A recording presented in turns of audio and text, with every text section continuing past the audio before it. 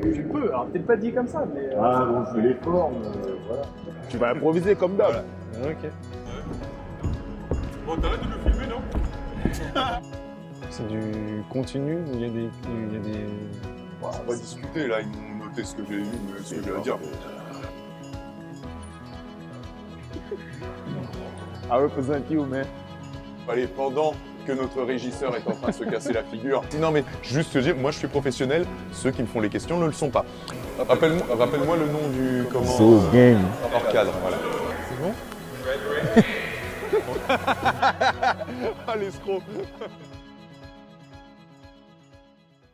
Bonjour à toutes et bonjour à tous, bienvenue dans ce nouveau numéro d'hors cadre. On va essayer de faire vite parce que il y a... Enfin non, justement, on doit faire traîner un petit peu ça parce qu'il y a Flo Thibodor qui aimerait avoir l'occasion avec ça de zapper l'entraînement. D'ailleurs, il y avait une question, qui est le plus fainéant? On sait déjà que c'est Flo Thibodor. Et du coup, pour confirmer ceci, on est actuellement avec Gide et Olivier. Bonjour à vous deux. Salut. Donc la première partie du championnat est terminée. Une partie qui a été un petit peu, bon, qui reste quand même une réussite, mais qui a été un petit peu mitigée. On est à l'aube de la phase 2. Comment vous sentez-vous physiquement et puis même émotionnellement pour la suite de la saison? Comme tu disais, on a fait une bonne première phase, mais on a perdu des matchs qui nous ont un petit peu amputés sur cette deuxième phase. Après, on est reparti un petit peu à zéro. On a changé un petit peu notre façon de jouer et on a fait une grosse prépa physique. Donc physiquement, on se sent bien et on est prêt à attaquer cette deuxième phase. Gilles, du même avis. Est-ce que on pense déjà un peu à la suite? Est-ce qu'on pense déjà aux playoffs aussi? Oui. Bah après, ce championnat, il est tellement particulier que c'est un marathon. Ouais. C'est pas un sprint final. Donc là, on va dire qu'à la moitié, je dirais. Et bon, il y a des choses qui ont été bonnes, d'autres moins bonnes. On était un peu dans une phase un peu pas très très bonne, mais globalement, on a réussi l'objectif. Après là, bon, les cartes sont mis à zéro. Donc du coup, de notre côté, on a travaillé, on a fait ce qu'il faut faire à l'ombre de tout le monde. Mais ouais, physiquement, mentalement, c'est se remettre d'aplomb. Et puis, bah, il n'y a plus qu'à jouer au basket et voilà ce qu'on faut. L'avantage peut-être dans cette deuxième phase et puis en play-off, ce sera peut-être le fait de jouer au palais pendant que notre régisseur est en train de se casser la figure. Et on coupera pas ça au montage, hein. Il y a eu clairement cassage de figure. Faut que ça fasse partie. Faut que ça fasse partie du reportage. Voilà, on n'a aucun secret pour vous ici. Donc, on parlait du fait de jouer dans le Palais des Sports qui va peut-être être un avantage dans le sens où à chaque fois c'est 2500 à 3000 spectateurs qui viennent, qui mettent une ambiance grâce aux accros avec notre mascotte Dunky. On sait, même les arbitres, même les autres. T'oublies pas non plus, hein. Quoi? T'oublies pas non Oui, plus. mais moi, tout le monde le sait, donc je vais pas le dire. À un moment, on va pas dire les évidences comme quoi je suis un des meilleurs speakers de l'univers. Quoi. À un moment, on va pas énumérer les évidences comme ça. C'était de l'humour, presque. Et du coup, qu'est-ce que ça vous fait? En plus, vous qui avez connu d'autres parcs, vous voyez les autres parquets de N1, vous avez même connu d'autres équipes de N1. Et quelle est la différence? Quelle est l'atmosphère qu'on ressent ici en étant poussé par 3000 personnes chaque soir? On n'a rien envie à personne. Tu sais, notre public est connaisseur. Après, ils ont eu de belles années. On est en train de redorer le blason du club. Mais après, c'est vrai que c'est plus un avantage qu'une pression. Enfin, on va dire que c'est une bonne pression quoi, d'être supporté par une équipe. En plus, surtout avec ce qu'on a eu les 2 dernières années, sans public. Pour nous, c'est un bonus de leur rendre heureux. Et pour toi, Olivier, toi aussi? Je pense que c'est un gros plus. J'ai déjà connu des ambiances comme ça, notamment à Saint-Quentin, quand j'étais à Saint-Quentin. Je pense que c'est un gros plus parce qu'en National 1, il n'y a pas beaucoup d'équipes qui peuvent se vanter, même de clubs qui peuvent se vanter d'avoir une telle ambiance à la maison. Donc voilà, quand on se rappelle, c'était pas si loin que ça, hein, Lyon, Le Havre à la maison, c'était vraiment c'était énorme. Et en fait, ça peut aussi jouer pour nous parce que les adversaires, ça peut vraiment les tétaniser. Et voilà, après, c'est à nous de faire le job sur le terrain pour justement faire monter tout ça. Et puis à toi aussi de nous aider à mettre cette salle en folie. Ouais. C'est ça que aussi j'ai comme question, c'est quand on a... Alors, normalement, bien sûr, la motivation ne doit pas dépendre de ça, mais quand les 2 dernières minutes du match, il y a 2 points d'écart, vous êtes en défense, il y a 3000 personnes qui crient à défense. Est-ce que c'est une sorte de surplus d'endurance et d'énergie un petit peu? Ouais, clairement. Ouais. Tu prends une énergie, tu ressens et tu vas aller chercher l'énergie. oublies la fatigue complète. C'est ça, Peu importe combien de temps tu as joué, le public est là, tu sais très bien que la possession elle est importante en défense ou en attaque. Et tu as ce petit gain d'énergie supplémentaire qui fait faire la différence au final. C'est pour ça que vous serez très important en deuxième phase et en play-off. Si vous n'avez pas l'intention de crier, restez chez vous. Enfin non, quoique non, on doit avoir des bonnes recettes de billets. Donc venez quand même, mais criez dans ces cas-là. Il y aura des réductions.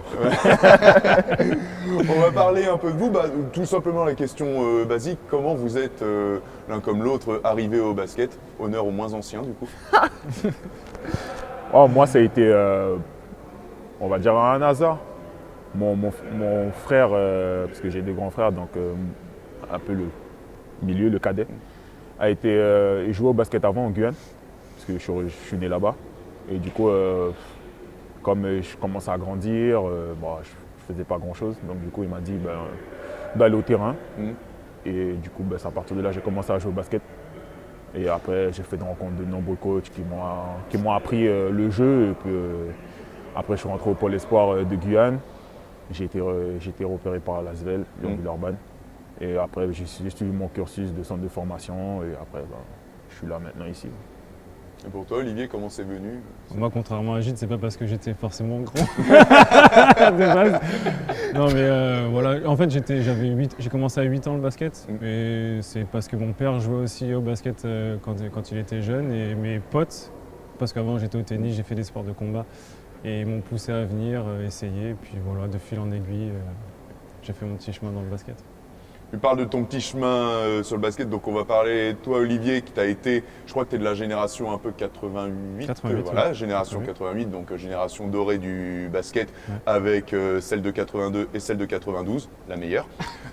Tu as été double champion d'Europe en U16 et en U19. Et U18 et médaillé de bronze en U19. C'est pas de ma faute. Regarde, c'est eux qui ont fait une faute, donc c'est de la faute de Florian. Voilà, on voit la faute ici. Non, mais juste te dire, moi je suis professionnel. Ceux qui me font les questions ne le sont pas. Donc tu as tutoyé. Faut regarder le palmarès, faut le c'est détaillé. Donc tu as quand même tutoyé les sommets. Et quels impacts ces moments ont eu sur ta carrière et même ta vie? Parce que j'imagine même pas ce que c'est de vivre ça, voilà, avec des jeunes de ta génération, en plus à 16 ans. Ça fait partie de mes meilleurs souvenirs dans le basket, clairement. En plus, comme tu disais, derrière on est une génération, on s'est suivi année après année et encore aujourd'hui on est encore en contact. Donc voilà, ça m'a construit en tant qu'homme. Et puis aussi au niveau du basket, ça m'a énormément appris et à évoluer beaucoup plus vite, à comprendre le basket beaucoup plus vite que si j'avais fait un cursus entre guillemets normal. Parce que j'ai vraiment affronté des très gros joueurs très jeunes. Donc, voilà. Bon, Gilles, tu étais peut-être plus grand, mais tu n'es pas champion d'Europe, toi. Mais donc, par contre, tu es revenu, on te connaissait déjà à Caen, et tu es revenu à Caen après une très belle saison à Andrézieux, où tu me dis, si je me trompe, tu étais capitaine, en plus. C'est ça. Donc voilà. Bon choix ou mauvais choix, je vous laisse en débattre dans les commentaires. Et du coup, le public a été ravi de te retrouver ici à Caen. Et toi, explique-nous un peu l'attachement que tu as accordé. Déjà, comment as-tu pris la décision de revenir? Est-ce que pour toi, voilà, on sentait que c'était une ville où tu t'étais bien senti, enfin un club où tu t'étais bien senti la première fois que tu étais passé? Oui, en finissant ma pige à Saint-Chamond, donc du coup j'ai eu l'offre de venir, qui était déjà ambitieux. Après, malheureusement, il y a eu le Covid. Bon, vous savez ce qui s'est passé par la suite. Et c'était un peu un goût, un peu un sentiment amer, parce que moi j'aime bien finir ce que j'ai à finir ici. Du coup, après, on a besoin de l'aide des coéquipiers, bien sûr. Mais moi, personnellement, j'avais un sentiment d'inachevé. Ouais, j'avais un sentiment de regret un peu. Bien qu'il ne faut pas avoir de regret tout le temps, mais j'avais un sentiment de regret. Après, à Andrézieux, on avait une équipe de Renvochard aussi, donc déterminée, donc du coup avec le coach, le staff et mes anciens coéquipiers, donc du coup on a fait la saison qu'il fallait faire. Et quand on m'a appelé, c'est vrai que j'étais un peu surpris. J'ai dit ok, ils m'ont appelé, mais ça va être quoi? J'ai un peu, on va dire, évolué, quoi. Et quand on m'a fait part qu'on aimerait bien que tu reviennes, j'ai dit ouais, pourquoi pas. Je me suis bien senti. Donc aussi, j'ai découvert une nouvelle région, donc moi, ça ne me dérange pas de découvrir autre chose. Partir à 8000 km de chez moi à 15 ans, donc moi, ça me fait plus peur de partir n'importe où. Mais c'est vrai que j'étais agréablement surpris de la région. De l'ambiance aussi, c'était assez rare d'avoir une ambiance comme ça. Et baskettement parlant et tout. Et de continuer à apprendre, je pense qu'il n'y a pas d'âge pour apprendre. Donc du coup, de continuer à apprendre et rester au haut niveau aussi. Mais c'est vrai que ça m'a fait plaisir de revenir quand même, mine de rien. Avec la pluie aussi, ça m'a fait revenir.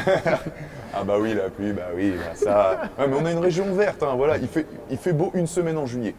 C'est déjà pas mal. C'est déjà pas mal. Bon. Ouais, bah, je connais l'herbe aussi. Hein. En Guyane, il y a beaucoup d'herbe. On coupera ça. Donc, on ne sait pas de quelle herbe il parle. Donc non, moi je te parle de l'herbe, la nature. Hein. Arrête. La faune et la flore, tu vois. On va passer sur des questions plus sérieuses. Bah non, parce que du coup, vous allez devoir balancer sur vous-même ou sur vos coéquipiers. Parce que là, j'ai toute une liste de questions. Alors, vous avez le droit à un joker, mais honnêtement, si vous l'utilisez, c'est vraiment, vous êtes des petits joueurs. Déjà, bon, ça c'est plutôt flatteur. Qui est l'ambianceur du vestiaire? L'ambianceur. Waouh. Vous avez le droit de dire tout le monde, mais qui est le... En fait, c'est chacun son moment, je pense. Hein. Ouais, on est un petit peu. Après, t'as Fred qui essaie de se démarquer un petit peu Fred, avec ses blagues. Après... Il est humoriste, Fred. Ouais. En passant. Et est-ce que les blagues de Fred sont de qualité? Moi, D'accord, ok. Non, ça dépend du public. Ça faudra couper. Hein. Non, on garde ça. Du coup, qui est le bon élève? Qui est le plus sérieux? Qui est le plus sérieux? Franchement, il y a beaucoup de gars sérieux dans l'équipe. Il y a beaucoup de gars sérieux, mais personne n'est sérieux. En vrai, ça englobe tout, éthique de travail, ça peut être un peu, voilà. Moi, je mettrais le Tom. gars qui dit on écoute le coach. Je pense que Tom, il travaille énormément. Tom, il est assidu, ouais. Tom, il est assidu. Non, mais on parle dans l'excès. Pour moi, c'est Tom, pour toi, c'est Mo, voilà. Ouais. Qui est le plus mauvais perdant? Et en sachant que c'est très bien d'être mauvais perdant. Mais donc bon, on va pas dire sur le terrain, parce que normal, sur le terrain, on est tous mauvais perdants, mais qui est le jour où vous le battez à Mario Kart, balance sa console, quoi. Honnêtement, il y a beaucoup de mauvais perdants. À l'entraînement, ça qui se fait. Qui essaie de gruger, ouais. À l'entraînement, ça se fait pas mal. Qui essaie le plus de gruger? Qui est un peu le plus mauvais? Allez-y, il faut balancer. Moi, j'annonce, ouais. Il y a de l'honnêteté. Moi, je vais tout faire pour gagner, moi, je m'en fous. Hein. C'est très bien, mais c'est la bonne mentalité à avoir. Donc tu confirmes? Ouais, il se démarque, on va dire qu'il se démarque. Bon, le plus gros trash talker, le plus gros chambreur. Tu avais le droit de dire le coach. Quand je dis l'équipe, ça peut être le coach aussi. Ouais, Flo, Mo, ils se trashent quand même pas mal les deux. Ouais, entre ensemble, les deux, ouais. Eux, c'est chien et chat, tu vois. Ouais, Eux, c'est chien et chat. Vous entendez, il y a une guerre entre Flo et Moïse. On les invitera lors de la prochaine interview hors cadre pour essayer de réconcilier ces deux-là, parce qu'apparemment, c'est chaque et Covid. Oui, ils se cherchent beaucoup. Ils se cherchent beaucoup. Tous les deux. Le plus souvent en retard? Ça, on va mettre, tu vois. Excusez-moi, il va falloir qu'il passe à l'entraînement. Du coup, il faut qu'on... Ok, d'accord. On va... Bon de toute façon, c'est simple. Il n'y a plus beaucoup de noms, donc c'est pas grave. On va accélérer. Ça doit être le premier qui vous vient en tête. Le plus souvent en retard? Bah, je dirais Gide. Gide, ouais, ok. Moi, Le plus dragueur? Le plus dragueur Il y a des Joker. On va pas, tu vois. Le plus stylé, le plus tendance, allez. Bah, il y a Tom qui est dans la Fashion Week. Ok. Le plus connecté? Le mec, toujours avec ses écouteurs, toujours avec sa montre, je sais pas, son Apple Watch, j'en sais rien, mais toujours le plus connecté. J'ai connecté. Pas facile. Moi, je veux dire le coach. Le coach avec sa montre. Il a sa montre connectée, il a tout le temps sur l'ordi. Ok, et maintenant, très simple, Team LeBron ou Team Jordan? Jordan. Fais gaffe à ce que tu vas dire, toi. Fais très gaffe à ce que tu vas dire. Moi? Ouais. Charles Barkley, moi. Pour le popotin, c'est pour ça? Bah, c'est lui qui m'a inspiré. Hein. Tu sais, les gros, je savais pas que les gros pouvaient courir, sauter, tu vois, faire des passes et tout ça. Du coup, joueur préféré, Charles, pour toi? Il y en a plusieurs. Il y a Charles, Carmelo Anthony, Zach Randolph, Paul Pierce. Ça va, tu vois. Et toi, Olivier? Bah, Jordan, comme J'ai la oublié grande Boris Joe majorité, aussi. comme on va dire les anciens, Ouais, parce que Jordan, la normal, jeune génération, c'est plus ça. Mais moi, j'ai été beaucoup inspiré par Allen Iverson, Jason Williams, voilà, c'est un peu Steve Nash, entre autres. Et en français? Enfin, en Europe, globalement. En Europe, c'était Juan Carlos Navarro. Il y a eu, il s'appelle ouais, Juan Carlos Navarro, Bodiroga Juan aussi. Carlos. Bodiroga, oui, pour Bodiroga. les connaisseurs de l'Euroleague. T'as tapé ça sur internet, Bodiroga, hein, c'est tous les ailiers de 2m5, 2m10 qui savent tout faire sur le terrain, c'est un peu le papa de tout cela, hein, donc, avec Q-Coach. Bon, alors, normalement, vous êtes censé rattraper l'honneur de votre équipe parce que normalement, au concours de lancer franc, la dernière fois, votre capitaine, je l'ai explosé.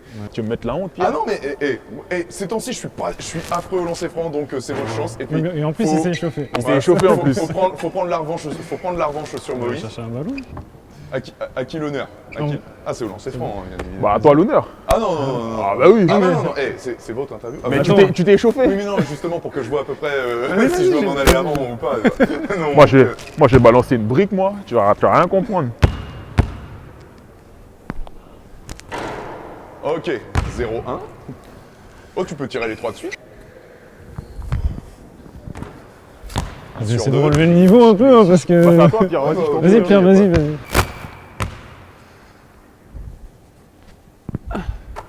Aïe. Quel switch. 1 sur 1. Là, Ah, Alors, mais... du coup, je vais les tirer. Ah, parce que comme t'as marqué, d'accord, tu vas enchaîner.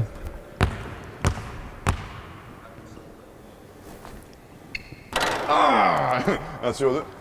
Vous en avez encore? Ouais, c'est 3 chacun. C'est 3 chacun, c'est ça? Ouais. Ouais, j'ai... Aïe, je commence à avoir peur. 2 sur 3. 3 sur 4. Ah, je les ai vexés. Vous êtes meilleur que Moïse. Ah, parce qu'en fait, c'est lui plus moi contre toi, Oui, c'est ça? bien D'accord. évidemment. Bon, ça, c'est un. Je vais tirer main gauche. Je tire main gauche vite pour le dernier Ouais, ou... vas-y, je t'en prie. Histoire de lui laisser une chance? Ouais. Allez, hop. Histoire Presque. de me laisser une chance. Ok, d'accord. Non, mais il n'y a pas de souci. Prépare ta gestuelle. Là. Mais il est à point, hein.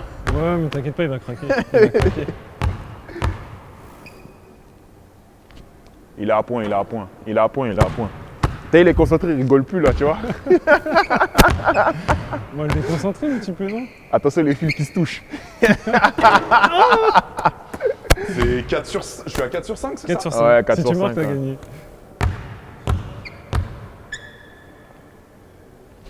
Allez, hop. Il a craqué. Bon, on reste sur une égalité parce que non, on va pas faire de 3 points, hein, sinon ça... Entre amis, Non, c'est on bon. se le On partage. peut- hein. ouais, on reste sur une égalité. Les par bons fait contre de les temps. bons amis. Quoi. Ouais, c'est ça. Voilà, donc... Ouais, ça va. Bon, félicitations. Félicitations à toi. Félicitations. Et donc du coup, merci pour cette interview d'Orcade. On va vous laisser aux entraînements parce qu'il y a Eric Béchaud qui commence à nous adresser un regard noir, genre les gars, il y a entraînement. Donc on va écouter Rico, le vrai cerveau derrière la réussite du CBC. Merci à toutes celles et tous ceux qui nous ont suivis. Merci à vous deux. Merci à et on toi. se retrouve pour un prochain Orcade. Merci beaucoup. Salut.